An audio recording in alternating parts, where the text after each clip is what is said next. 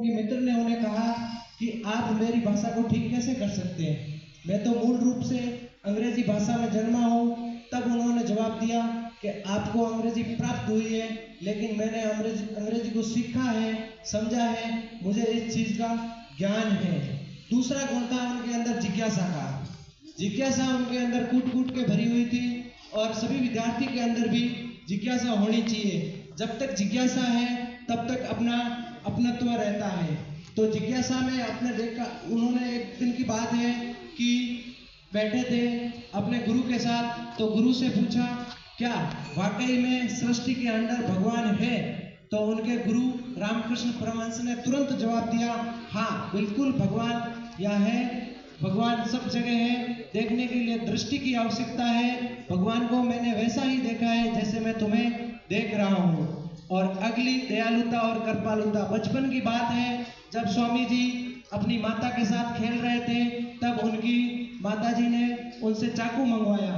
तो चाकू उन्होंने जो नुकीला हिस्सा होता है उसको अपनी तरफ रखा और जो उसका पीछे का हैंडल है वो अपनी माताजी को देते हुए उन्होंने कहा, माताजी ये चाकू। तब उनकी माता ने ये चीज़ देखी कि इनके अंदर जो दया का भाव है, जो करुणा का भाव है, ये आपको इस समाज के अंदर समाज उत्थान के कार्य के लिए प्रेरित करेगा और आप बहुत आगे तक जाओगे। अगला प्रार्थना। स्वामी जी प्रार्थना में भी बहुत यकीन करते थे। एक समय की बात है कि उनके परिवार पर संकट आ गया था। तब वो अपने गुरु रामकृष्ण परमहंस से मिले और उनसे पूछा कि इसका कोई समाधान हो सकता है क्या? तब उनके गुरु ने उन्हें कहा कि आप माँ काली की पूजा अर्चना करो, जिससे आपकी समस्या का समाधान किया जा सकता है। तब उन्होंने 3 दिन तक माँ काली की सुबह सवेरे प्रेरणा से प्रार्थना करी और उनका जो संकट था वो दूर हो गया। उन्होंने माँ काली से समाज कल्याण और वैराग्य मांगा और वहीं से इनके आध्यात्मिक जीवन की शुरुआत मानी जाती है। एकता। स्वामी विवेकानंद ने एकता का परिचय अमेरिका के अंदर दिया।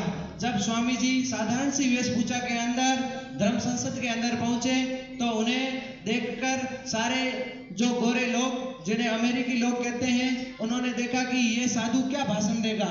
जब उन्होंने मंच पे जाते ही सबसे पहले बोला, मेरे अमेरिकी भाइयों और बहनों, इसी के साथ उनको एहसास हो गया कि एकता से बढ़कर इस सृष्टि में कुछ नहीं है।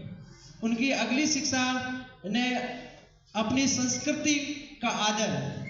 उसी समय की बात है जब वो अमेरिका में धर्म संसद में गए हुए थे, तब उन्होंने देखा कि उनको एक अमेरिकी नागरिक ने आके कहा कि आपके भारतीय संस्कृति के अंदर जो परिधान है, जो कपड़े हैं, वह असभ्य है। तब उन्होंने झट से जवाब दिया कि आपके यहाँ पे सिर्फ कपड़े या परिधान के आधार पर व्यक्ति की तुलना की जा सकती है, लेकिन हमारे देश के अंदर, हमारी संस्कृति के अंदर कपड़ों से नहीं बल्कि उनकी चरित्र से व्यक्ति की पहचान की जाती है। अंतिम उनकी शिक्षा समग्र दृष्टिकोण। जब धर्म संसद के अंदर ही थे तब उन्होंने देखा कि सारे धर्म ग्रंथ अलग अलग क्रम में जमाए हुए थे, लेकिन जो गीता, जो हिंदू धर्म ग्रंथ है, वो सबसे निचले स्तर पर रखा हुआ था। तब उन्होंने इसे देखकर हीन भाव दृष्टि उत्पन्न ना करते हुए उन्होंने कहा कि यदि सभी धर्म ग्रंथों की नींव ही इतनी अच्छी है तो सभी ग्रंथों की सबसे मजबूती ये हिंदू धर्म ग्रंथ गीता को रखा गया है। इसे देख के मेरा हृदय प्रफुल्लित हो गया। मतलब वो उन्होंने कभी भी नेगेटिव पॉइंट को अपने जीवन में नहीं उतारा, सारे पॉजिटिव शब्दों को ही अपने जीवन में उतारा। इसी के साथ मैं अपनी वाणी को विराम दूंगा। जय भारत, जय हिंद।